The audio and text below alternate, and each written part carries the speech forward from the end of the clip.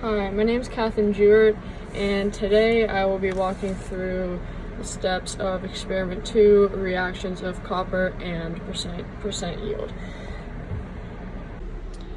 So now I'm going to walk through this copper reaction scheme. So first thing is we started out right here with solid copper. And then we added HNO3.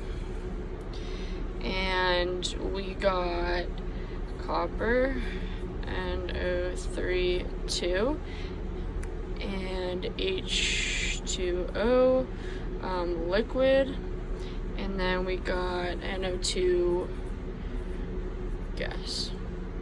And we knew that these were the products that we got because whenever copper reacted with HNO3, an orangish gas appeared, as well as after some time a greenish blue solution. And then once we had this solution,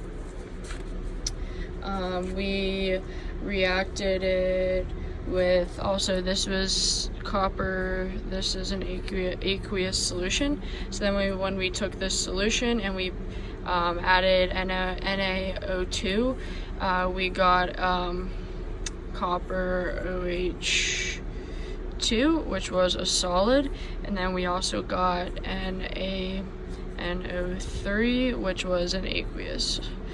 And we knew that these were the two products that we got when it reacted with NaOH, because the solution turned to a dark blue gel-like with particles in it, and the particles was the solid copper OH2.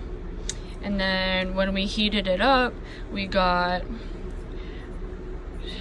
CuO, which was a solid, and then we also got H2O, which was a liquid.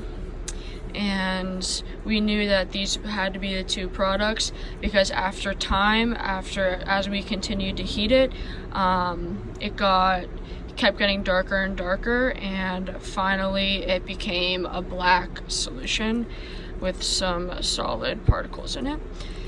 And then when we added H2SO4, we got copper SO4, which was an aqueous. And then we got water, H2O, which was a liquid.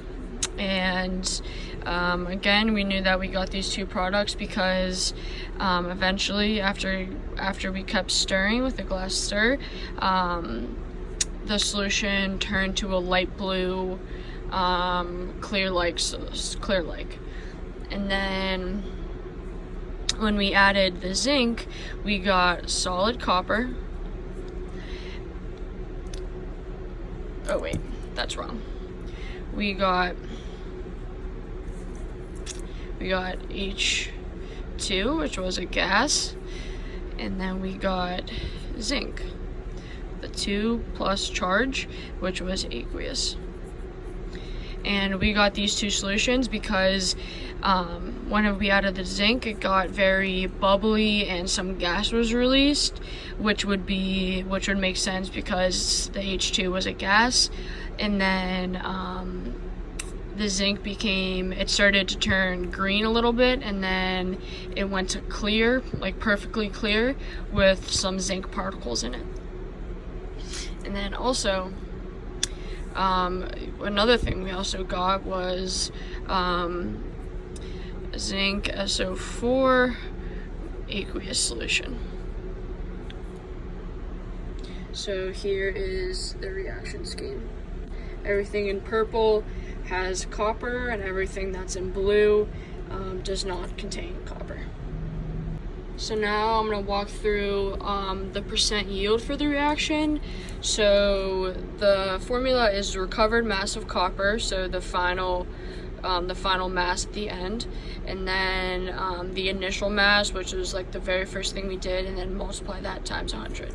So our recovered mass of copper was 1.234 grams copper,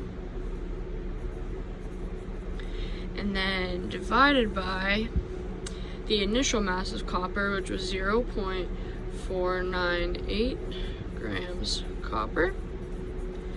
And we're going to times this by 100%. And when you divide that, you get 247.8%.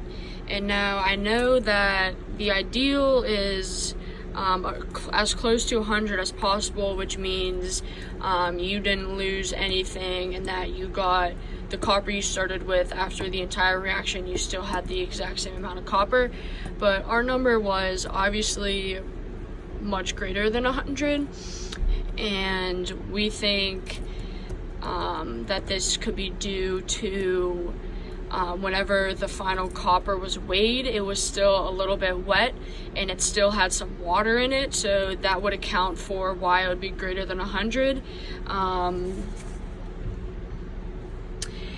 And if this number happened to be less than 100, it could be because whenever we stirred the solution with a glass stir, some particles stuck to the glass stir and there was no way to get it off, so we would lose some mass.